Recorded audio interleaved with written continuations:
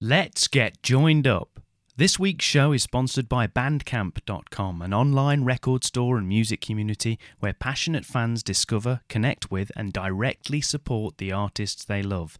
There's thousands of bands and artists on there, including my band, the Rye Dogs, whose second album, Pigs Might Fly, is out right now. Here's a quick snippet of the title track, which is also available on Spotify, Amazon, and Apple Music. Because your eyes may be weeping, but your conscience is sleeping. So baby, don't you cry. Your faces are drying and you say...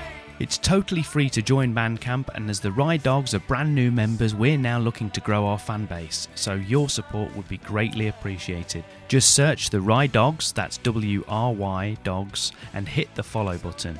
Right, now we can cue the theme tune.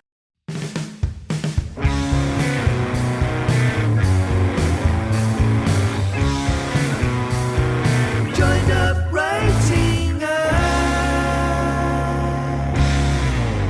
Hello and welcome to the Joined Up Writing podcast, where a little procrastination can go a long way. I'm Wayne Kelly and it's episode 174 with Victoria Goldman, debut author of new thrilling murder mystery, The Redeemer. Victoria talks about her long road to publication, the highs and lows of the submission process, and taking the plunge into indie publishing. Before that, a very quick catch-up from me. Nothing more to report, good or bad, on the submissions for Safe Hands, so I continue to play the waiting game with that. But I've been chipping away at the new work in progress and continue to move further into the new world and characters I'm creating. I keep reminding myself this is supposed to be the fun part, the thrill of a new idea and the promise of fresh, untrodden snow, if you like. Well, with that in mind, I'm trying to keep moving with it and not worry too much at this stage about genre or structure or anything else. My goal right now is to just get some momentum going. Aside from that, I've been working on a new album for my band, the Rye Dogs, and we hope to have a new single being released in the coming weeks, so I'll keep you posted about that.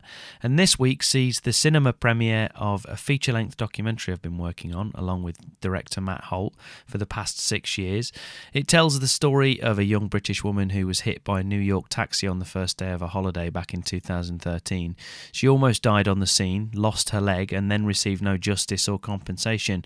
So our film No Fair, the Sean Green story, tells the story of that day and follows Sean's long road to recovery. It's an inspiring story and it feels amazing that it's finally going to be seen by an audience. It's got 3 showings in my hometown this weekend, with others being planned nationally in the coming months, and hopefully it will eventually be available online for global audiences. The whole thing has been a good reminder to me that sometimes, scratch that, most of the time, these creative endeavours can take years to come to fruition. There have been several instances where myself and Matt have wanted to give up on the project, and just when we were at that point again, we managed to secure a cinema run. And I think it's the same with our writing and book projects. It can often seem a futile and thankless task, but if we just keep going, getting the work done, knocking on doors, asking the right questions, we can get there in the end. And that pep talk was as much for my benefit as yours, but I hope it spurs you on to persevere with whatever it is that you're working on right now. And what is it that you're working on? I'd love to know. So get in touch to tell me what you're up to, and feel free to fire questions at me as well. The best way to do that is via email, wayne@waynekellywrites.com, but you can also tweet at JU podcast or drop me a line on the FB page. Also, don't forget to join the email mailing list at joinedupwriting.co.uk. It's totally free, and you get a couple of downloadable goodies when you sign up, as well as being the first to find out about upcoming shows and events. Right, let's get to today's interview with Victoria Goldman. So Victoria's been a freelance journalist, editor and proofreader for over 25 years, with specific expertise in consumer health and science communication. Her non-fiction book, Allergies, A Parent's Guide, was published back in 2009, and she's copy-edited several best-selling healthcare books since then. And she was first runner-up in the DHH Literary Agency New Voices Award 2019 with an honourable mention for The Redeemer, which is her debut book, and that's out right now. So enjoy the chat, and I'll pop back at the end for a sign-off. Joined up writing. Okay, Victoria, thanks so much for joining me on Joined Up Writing. Really appreciate it. So why don't you just start off by giving us a sense of where you are, how things are, where you're speaking from? Right, well, I'm in Hertfordshire, at the moment, and I've written a murder mystery novel that I'm about to get out into the world by self-publishing. It's called The Redeemer, and it focuses on a journalist who uncovers a series of threatening fake historical plaques, and each plaque highlights someone's misdemeanor rather than a good deed. As she delves deeper, she discovers these plaques are linked to vigilante killings spanning several decades, and they're tied to the local Jewish community. So she obviously does a lot more research, and as her search for the truth becomes personal, she puts her own life in danger. So the pressure is on. Brilliant. Well, it sounds great. So it's kind of like the opposite of blue plaques, or red plaques or something. Yeah, no, exactly. We all see these plaques on the wall and think, wow, someone did something amazing. But these particular plaques, someone didn't do something quite so amazing, shall we say. And there's a nice little trail of breadcrumbs for to follow. So do you remember kind of what the jumping off point was? Tell us a little bit more about your protagonist. It's Shanna Reagan, is that right? Yes, her name is Shanna Reagan. She's a journalist who's spent her whole life on the road, and she's now thinking of settling down. So she's in this town called Hillsbury, which is in Hertfordshire. It's a fictional town, I should add. Mm-hmm. And she witnesses a racist incident.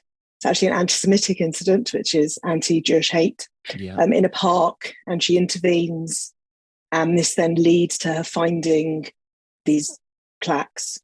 She's working for the local magazine there and is writing an article on local historical markers, but she then gets more than she bargains for. That's great. And so do you kind of remember what it was? Well, we'll get to a little bit more about your background and stuff in a little while, but do you kind of remember what the inspiration was, or what kind of set you off on this story? Or maybe you don't. No, I do, totally. It was a plaque on a local building. It was actually on the house of a friend's parent. And I was looking at it thinking, oh, that looks interesting. And it was one of those plaques you can buy online to say, right, so-and-so, a talented gardener, lives here or has lived here for however many years. Yeah.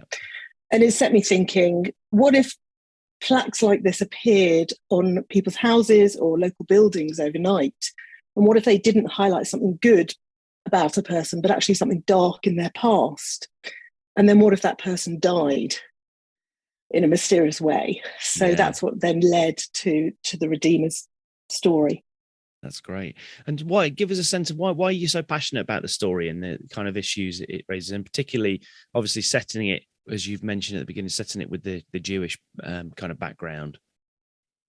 Yes, I mean, I have a very strong sense of Jewish identity. I always have done. Mm-hmm. And I grow up within a Jewish community, a big Jewish community that's very similar to the one in The Redeemer. Mm-hmm. A lot of people don't seem to know much about Judaism, mm-hmm, and also have preconceived ideas about Jewish people. Mm-hmm. In the media, they're often the more religious members of the community that you see in photos or reported on. But actually, we're a very diverse community. Some mm-hmm people practice the religion fully and some don't practice it at all, but we all have a strong sense of identity as being Jewish. Yeah. So I wanted to raise that, and also anti-Semitism that often doesn't get highlighted by the media, but it happens a lot within the UK. Absolutely. And obviously I know, because people that have listened to this podcast for a long time may remember you used to appear on our Book Bloggers Corner from time to time, so they know you read lots of books, and probably lots of books in this genre as well. So obviously marrying the two things together, you've kind of got your identity and the black idea, and then it was kind of, would you say it's fair to say it was always kind of going to go down the murder or the crime route, given the stuff that you'd like to read? Oh, definitely.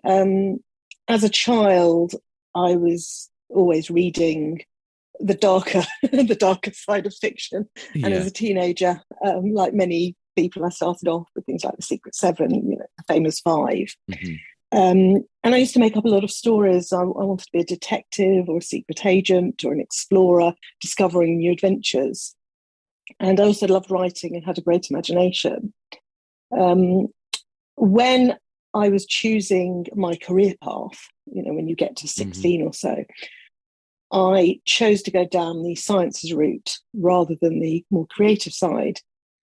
thinking I'd go into forensic science because I wanted to write crime fiction. I already knew at quite a young age. But after taking a module in science communication in the final year of my degree, I decided to do a master's in science communication, and I became a health journalist instead. And it's taken a few years now to get back to writing fiction. But it's great though that obviously you mentioned there. So you kind of, your day job is writing, which for a lot of people that come on this podcast, that's not always the case. They're often doing something completely different. So kind of, have you found, has there been an overlap with the two things, apart from obviously they're both writing, but obviously most of the stuff you do is non-fiction, and you're having to communicate a very specific point in a clear and concise way, presumably. So what's been kind of the overlap, would you say, when it comes to writing fiction for you? I think there are a lot of similarities, and the main one for me is structure. So when I write health articles, I always write the bare bones first. So I know which points I need to make in the feature that I've been commissioned, and then I fill in the gaps and research the gaps. When it comes to fiction, I guess I do similar. I roughly plan the book chapter by chapter, very roughly. And then I write the beginning and end of the book so I can see where it starts and where it ends, and my character's personal journey. And then with each chapter, I'll do the dialogue or action first, whatever's driving that chapter forward. So it's similar to non-fiction in that I'm getting key points in there and then filling in the gaps. You're sort of putting the structure there, the skeleton, if you like, and then... Yes. And also I edit as I go along, which a lot of writers don't do. But that is the editor in me. I can't help myself. So I will write a few chapters, and then before I carry on, I will go back and tweak them and fiddle with them. They're not completely edited, so I don't just have a first draft. Clean. Yeah, sure. Yeah, they're pretty clean. So by the time I finished The Redeemer, it actually didn't need much else done to it because I've been doing it as I go along. It means I take longer to write the draft, but actually, as you say, it's cleaner at the end.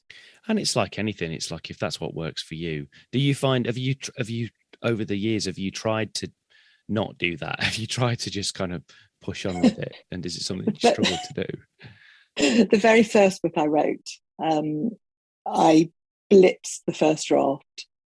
And then I didn't actually edit it enough. And it wasn't terrible. But some honest friends, a crime writer and a reviewer, said to me it wasn't, I'll use the term good enough, but obviously that's subjective, but it needed work. And then when it came to The Redeemer, I spent 2 years studying, if I call it that, structure, characterization, pace, dialogue, because that's how long it took me to write The Redeemer, about 2 years, just over 2 years.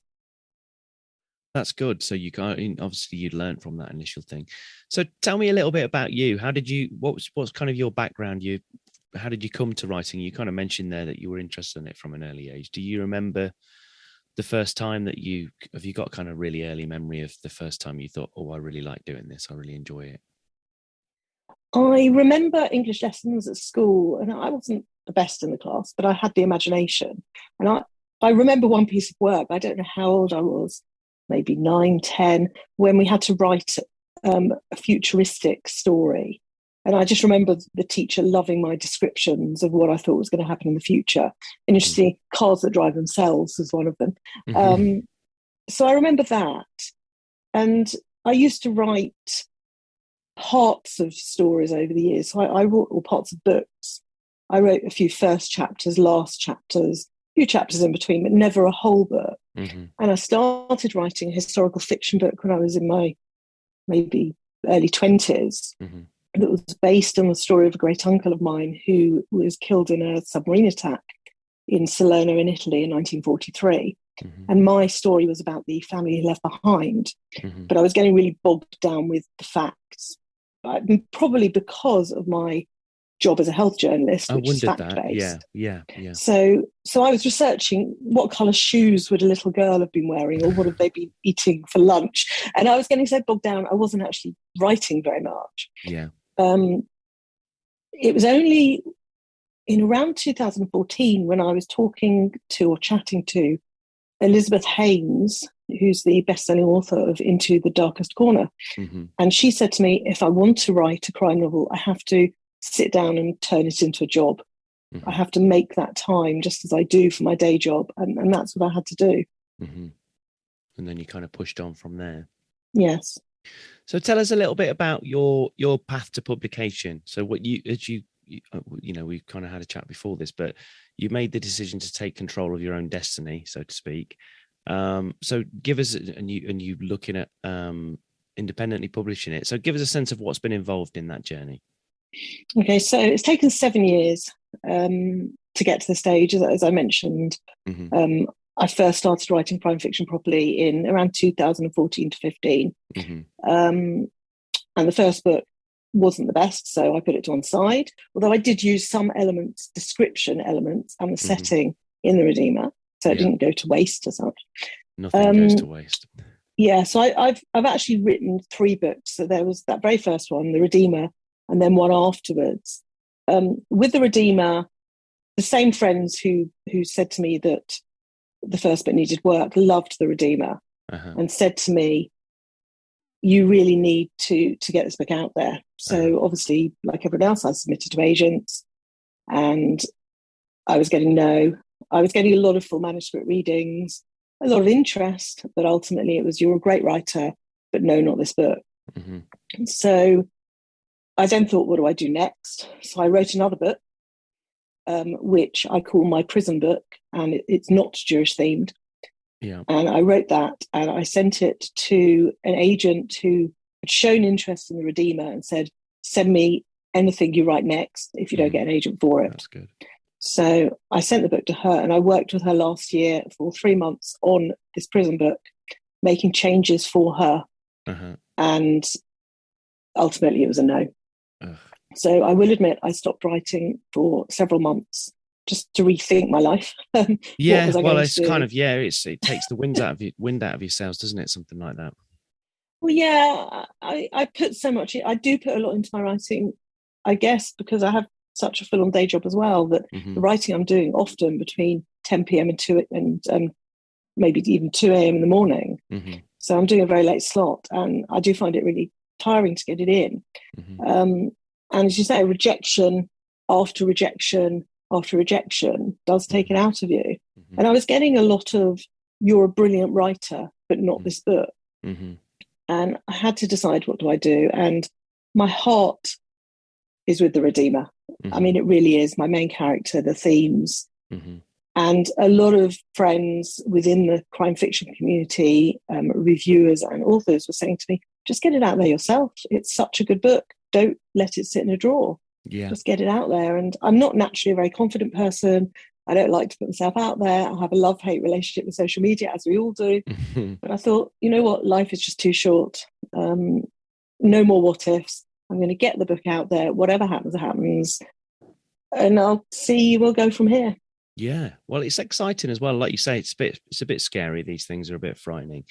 But, and especially as I know from speaking to you before, obviously, it's not something you were au fait with before. You hadn't had a go at self-publishing. You probably didn't know much or anything about it. So tell me a little bit about that. What's been involved? Because there'll be people like myself, even, because this is something that I'm considering or have considered with the future. At one point, I even sort of said, I think I did a podcast and I said I'd made a decision. I'm going to self-publish this book and I'm going to put it out there by this such and such. And then I changed my mind and I bottled it. So give us a little bit of a sense of kind of what's been involved, where you went from the beginning of it, when you first, the day you made this decision, where did it kind of go from there? What did you have to do and what did you have to learn?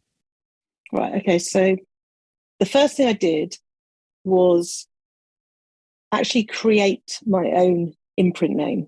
It's not a registered company, but it's an imprint name, which is 3 Crowns Publishing UK. And there are several personal reasons behind that, which I won't go into now because it would take too long. But I set up a Twitter account. And the reason I did that was I thought, if I go public on this, I can't turn back. So that was for myself. I knew it's going to be a huge thing for me personally to do this, and it'll be very tempting to change my mind. But by going public, not just with family and friends, but the rest of the world, I can actually I'm going to drive myself forward.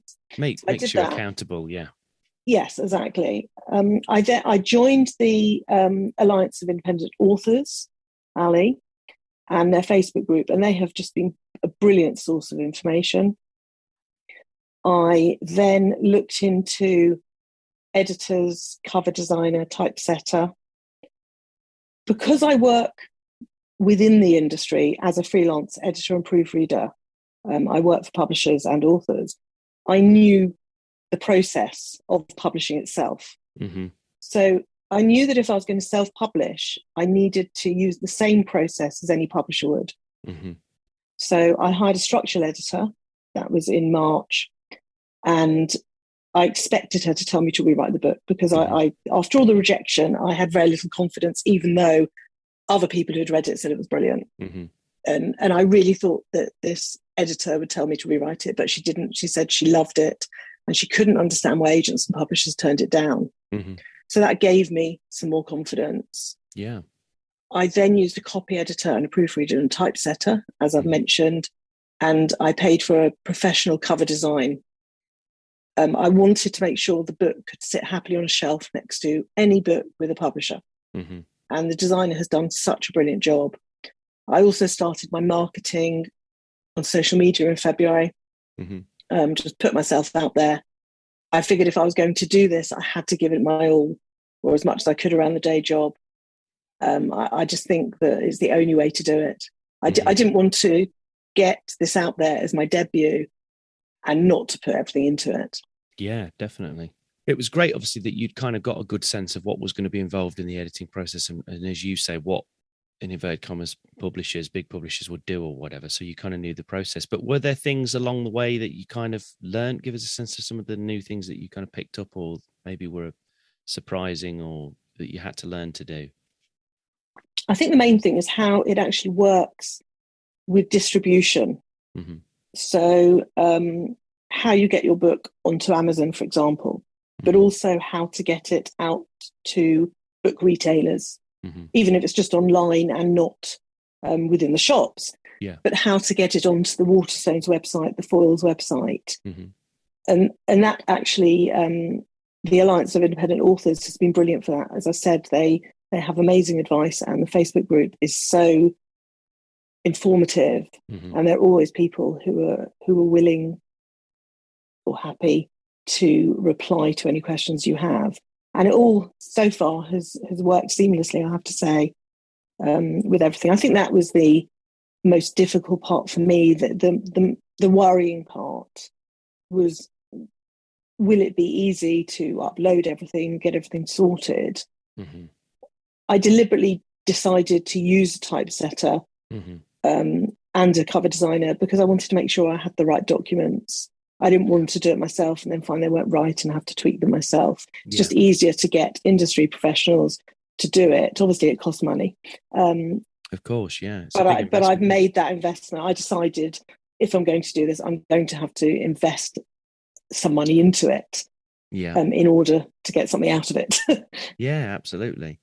And I know from speaking to lots of independently, indie authors and stuff before, they talk about momentum and having to, you tend to find that a lot of indie authors tend to be more prolific. I mean, part of that is because they can be more prolific because, obviously when you're in inverted commas with a big publisher or whatever, the release schedule is usually, if you're lucky, it's sort of 18 months turnaround. Sometimes it's longer than that. You can't put another book out even if you wanted to, even if you'd got one ready or whatever. And I know a lot of indie authors talk about momentum and this idea that, you get your first one out and then you sort of relatively soon after you have another one to come out. Have you thought about any of that stuff, or is that something that's in the plan or long term? That's definitely in the plan. When I wrote The Redeemer and I was sending it out to agents on submission, I started planning the sequel. I knew what I wanted it to feature. I knew the topic, I knew the plot, and it features my same main character, Shanna Reagan, and a few other characters. So I started planning that, but when agents were rejecting me, I stopped writing it, which is when I started planning the prison book as a standalone. I've since gone back to my original plan for the sequel. Mm-hmm. I need to write it. I've written around 14,000 words, and it's relatively well planned. The only change I made to the Redeemer after the structural editor saw it in March was adding in a teaser for a sequel. That's a good which idea, yeah. she suggested. So that's right at the end. Yeah. And I now need to incorporate that into my plans for the sequel. I've mainly done it, but I need to just tweak that a bit more, and then I will start blitzing through the writing. That's actually really, this is kind of really similar to where I am and have been with my book, because I started writing it. In fact, I've started writing a sequel twice, but I've kind of got the one that I'm on now. I haven't looked at it probably for 18 months or something at least, maybe longer actually. But when I kind of realized on my first version of my book, Safe Hands, when I was sending it out, and I didn't really get anywhere with it, then I started to think, well, why am I potentially writing a sequel when I maybe not be able to sell the first one? Who's going to be interested in the sequel? So I was in a similar kind of headspace with it, and now I'm kind of coming back round to the idea of picking up the sequel again anyway. My book's out on a different version of the same book, essentially, is now on submission, and I'm still waiting to hear stuff back. But then part of me thinks, well, even if the first book didn't go, the second book will probably work as its own story anyway, or it should do. Most sequels nowadays, if you read something, they usually give you some kind of hint of what's happened previously or whatever anyway, so you can usually pick it up. But it's this psychological thing, isn't it, with it? Yes, no, definitely. My sequel could be a standalone with the plot itself. Yeah. But I certainly feel that the Redeemer needs to be first. Yeah. And if people read the Redeemer, they will understand. It's all to do with character development. Yeah, that's right. Yeah, that's what's yes, no, definitely. And I think that I knew when I was writing the sequel that I needed the Redeemer first. One author actually asked me, could I write the sequel and send that out on submission instead if the Redeemer wasn't getting picked up? But that wouldn't work. The Redeemer has to come first in this series. It really like makes her origin story, if you like. Yes, no, definitely. And obviously, the second book will have enough background in it so that it could be read as a standalone. Yeah. And hopefully that would prompt people to go and read the Redeemer afterwards. Yeah. But the Redeemer really does need to come first. Yeah, yeah. I'm always disappointed when I accidentally start a series like a few books in. I just think, oh, well, that looks interesting. Then I'll be reading something, and then I'm like, oh no, this is like book 4 or something. And even though the story works on its own, I do prefer to start something at the beginning if I can, because you do see the journey, if you like, especially if they've done the character. If the character does develop from book to book. I know some books are really episodic, but I like those books where there is a bit of development from book to book. Yes, I review books for the Love Reading Recommendations website, and I often review books that are several into a series or maybe just sequels. And I do find that sometimes I then buy the first book or the second book, third, fourth, because I'm really into the book that I've reviewed, but I need that backstory first. Yeah. So I do find I then go back, and I guess that is the point of having the sequels, in the hope that if someone picks the sequel up first, they will go back to the first book. Yeah, and I think about. For definite, and I definitely think from having spoken, I mean, not that I'm an expert at all because I haven't done it myself, unlike you, but just from speaking to other indie authors in the past, I know the more books you've got out there anyway, that all feeds into itself. There's more opportunities for somebody to find you. There's more ways in, if you like, even if they do drop on to book 2 or 3 or whatever it happens to be, and then they go back. And obviously things like box sets and things become quite a big thing in indie publishing as well. And that's quite a big thing that you don't see as much in traditional publishing, where people will go, oh, I can buy the trilogy there, or I can buy the first 4 books or whatever. And I guess that's quite exciting from your point of view, from a being able to completely design, the model, the business model, if you like, going forward? Oh, definitely. So I planned the sequel. I do have ideas for other books afterwards. But obviously with a series, you also need to make sure that the books are different enough as you go further along. Mm-hmm. So they're not all reading the same way, if that makes sense. Yeah, absolutely. So they're all similar enough to be a series, but obviously you're not just repeating yourself in all of them. Because I've read some series where after a while I think, oh, this is a bit too like the previous books. Yeah. And I've stopped reading them. Yeah. So whether it would be a long series or whether it would be maybe a trilogy, which is quite a good box set size. Yeah.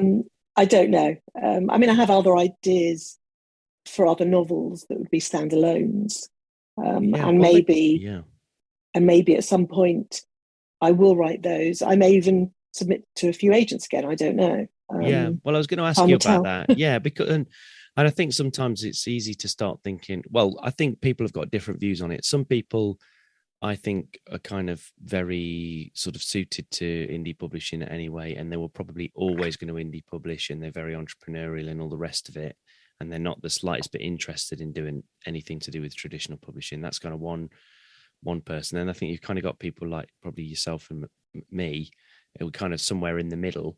Or I think we've talked about it before, but sometimes, and I've talked about it on the podcast before, but it's that validation thing, isn't it? Sometimes you feel like you just want one of these gatekeepers just one time to say, oh, this thing's good enough, when, even though you've obviously had loads of great feedback and people telling you that it's good enough, but for whatever reason, they just don't want this particular book at this particular time.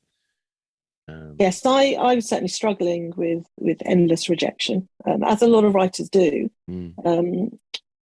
Everyone within the industry say keep going, write another book, keep going. But at some point, I think you also have to say to yourself, what if no one wants the books I'm writing? Yeah. Not because they're not good books, but maybe they're just not right for the industry. Yeah, totally. Yeah. And right. I mean, I talked about this a couple of episodes ago, and I've had conversations recently with other people about it.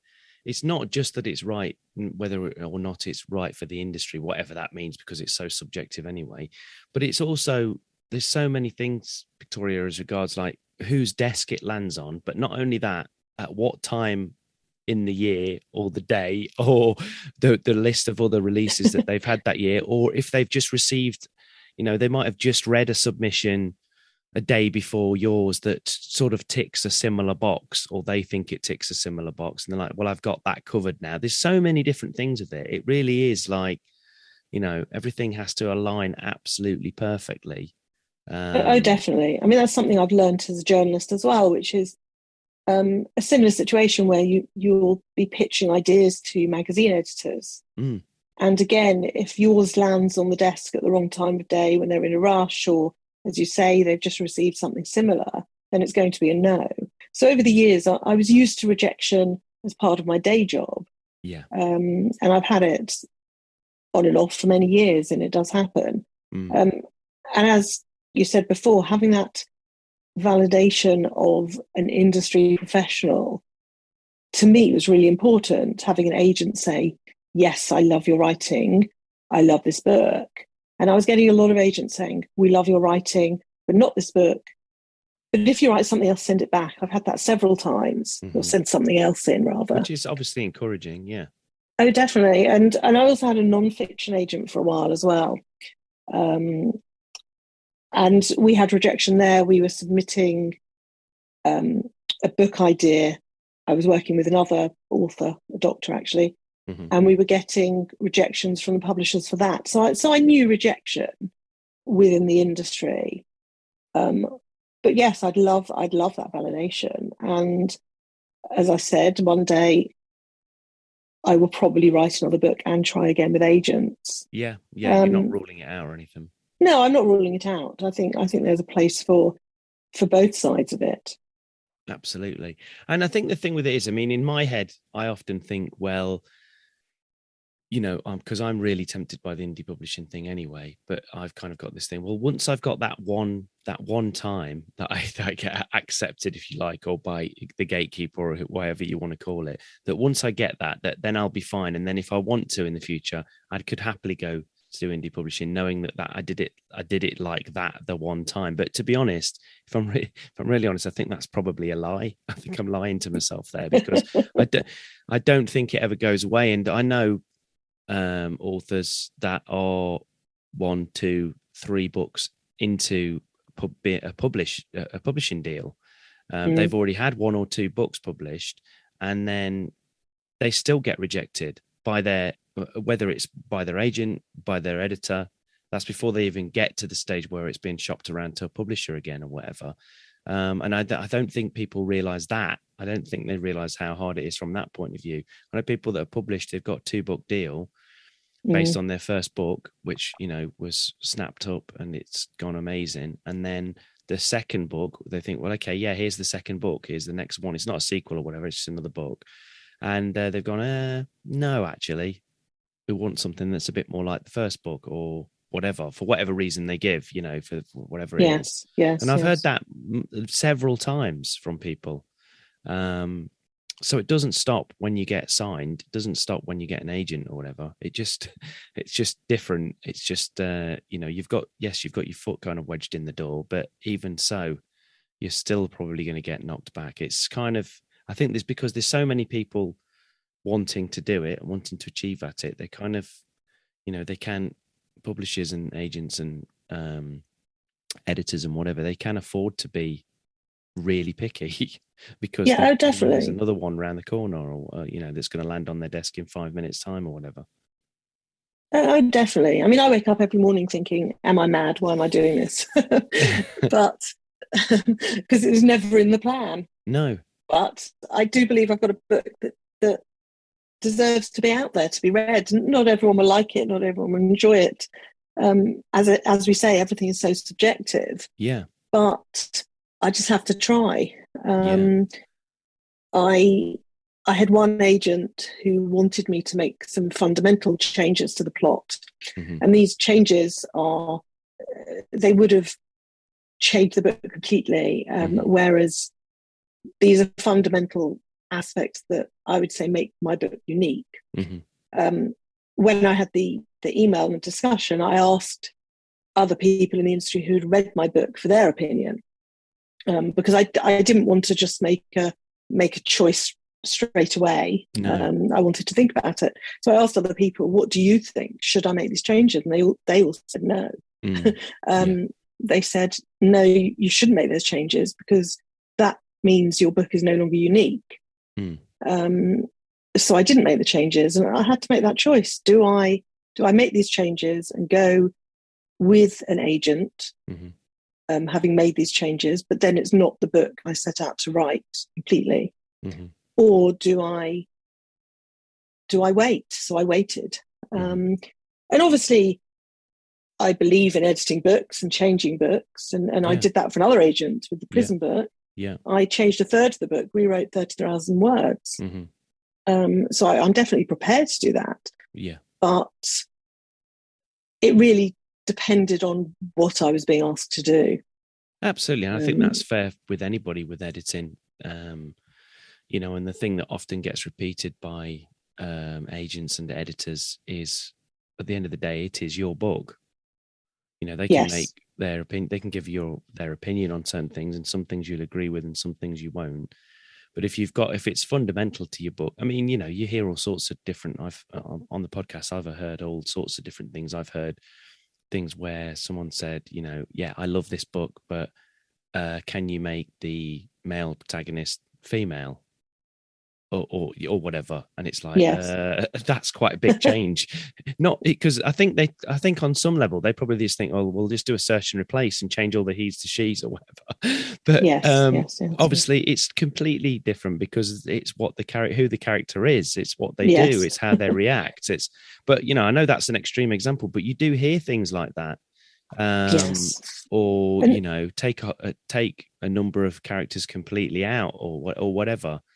I mean, some changes are definitely will definitely enhance the book. So when I rewrote the first third of the prison book, I was adding in chapters from the point of view of a different character. Yeah. And that really, I thought, enhanced the book. Yeah. So yes, there are changes that can definitely improve the book. But as you say, it's certain fundamental plot points or character points that then mean it's not the book you set out to write. And are you then going to be happy with that book out in the world when it wasn't what you wanted it to be? Yeah, that's right. It's kind of compromised. Yes. Yeah, I totally understand. Well, I've not read the book yet, but I will be pre-ordering it. It's and when this goes out, it'll be out into the world. Yes, It literally comes out in a couple of weeks' time, so that's amazing. The cover looks great as well. It's a great premise. I know that I'm sure it's gonna do well. So as we kind of move towards wrapping things up, what would you say? Have you got any kind of advice that you've been given along the way? Might be writing advice, might be creative advice, or something that's inspired you in your life that that you still kind of use on a regular basis? I think when it comes to writing, one of the things I was told to do was read your dialogue out loud. So listen to how people are talking in your book, and also go and sit in a cafe and listen to how people actually talk, which I think is really important. And I actually read my whole book out loud. I even read out loud the health articles I write, because to me, the flow of writing and sentence structure is really important. I totally agree. I do that with everything I write, whether it's a blog post or it's a bit of the novel or whatever. I totally agree. I think that's great advice. Yeah. And then the final thing is, when writing, tackle all your senses. So when you're writing, what does something smell like, feel like, look like? How does it sound? How does it taste? That way you can immerse your readers into your writing. They can visualize everything and experience everything as they read. Absolutely, yeah. Put them in the world that you're creating. Yes. And if you could go back and tell your younger self something, given what you know now and the journey that you've been on so far, what do you think that would be? Is there anything you'd do differently or different mindset? I think it's follow your dreams and believe in yourself, or in my case, follow my dreams and believe in myself. As I said, I spent years writing a few words here and there, or chapters, paragraphs of fiction, and never actually believing I could write. It was only when I showed my writing in, I think it was 2015, to some people I'd met through books, and they said to me, "You really can write." And I didn't think I could write fiction. Yeah. And even after all the agent rejections, I still didn't believe I could. And it was only when people started reading The Redeemer, and I've had early readers, crime authors and reviewers saying they're loving my book, that I'm thinking, maybe I'm not so bad after all. Exactly. But you wish you'd known that a bit earlier on. But I wish I'd known that earlier, because actually I would have driven myself forwards, had the confidence to do it. Yeah, it can hold you back, can't it? That lack of confidence sometimes. Yes, no, definitely. Well, obviously, hopefully that confidence is going to push you forward now. I'm definitely hoping that The Redeemer's going to do as well as it looks like it's going to do. You've obviously you've got some good early reviews and everything as well. It's a great premise, great central character. Hopefully the beginning of a long series, or at least multiple books. So that's great. Yes. So people can get their teeth into something. So tell listeners where they can find out more about you. Obviously the book, tell them when it comes out as well. Right, so the book is out on the 12th of July. The Redeemer is being released into the world. It's available as a Kindle book and a paper book on Amazon, Waterstones, Falls, and other book retailers. To find out more about me, you can visit my website, which is vgoldmanbooks.com. I have a Facebook page, Victoria Goldman Books, and I'm on Twitter at Victoria Goldmatu, without the N. Yeah, brilliant. I'll put all of those links in the show notes as well. But for now, thanks a million for coming on Joined Up Writing, Victoria. I really enjoyed talking to you. Well, thank you very much for inviting me. It's been great fun. Joined up writing.